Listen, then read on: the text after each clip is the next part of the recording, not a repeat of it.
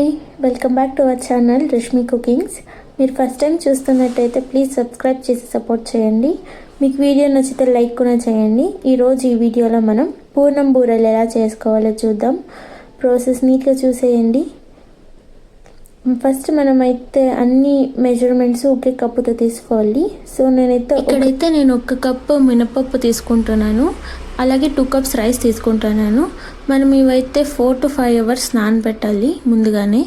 So పచ్చి శనగపప్పు అయితే 1 కప్పు తీసుకుంటున్నాను. ఇదైతే జస్ట్ హాఫ్ అన్ అవర్ ముందు నానబెట్టుకుంటే సరిపోతుంది, మరి ఎక్కువ నానినా బాగుండదు. సో మనమైతే 1.5 కప్ వాటర్ వేసి 2 విజిల్స్ రానిద్దాము కుక్కర్లో. ఆ తర్వాత పప్పు ఇలా ఉడికిందటి.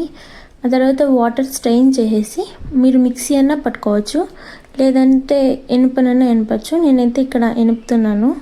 అదే కప్పుతో 1 కప్పు బెల్లం తీసుకొని కొన్ని వాటర్ వేసి మనమైతే బెల్లం కరిగించుకుందాం.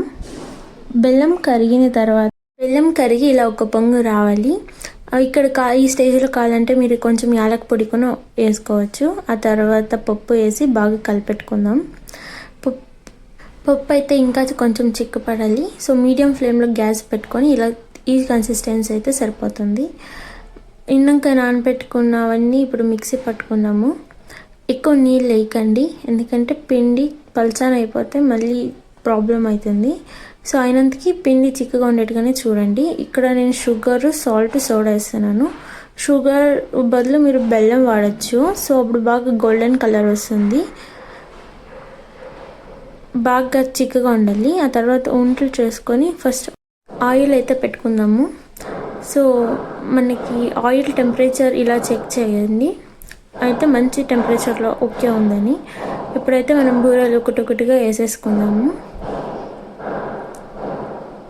మీరు స్పూన్తో అన్నా వేయచ్చు, లేదంటే చేత్తో అన్నా వేయచ్చు.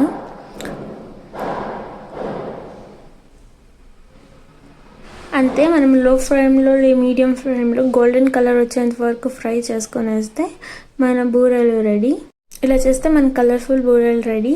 మీకు ఈ వీడియో కనుక నచ్చితే please like, share and subscribe. Okay, thanks for watching this video.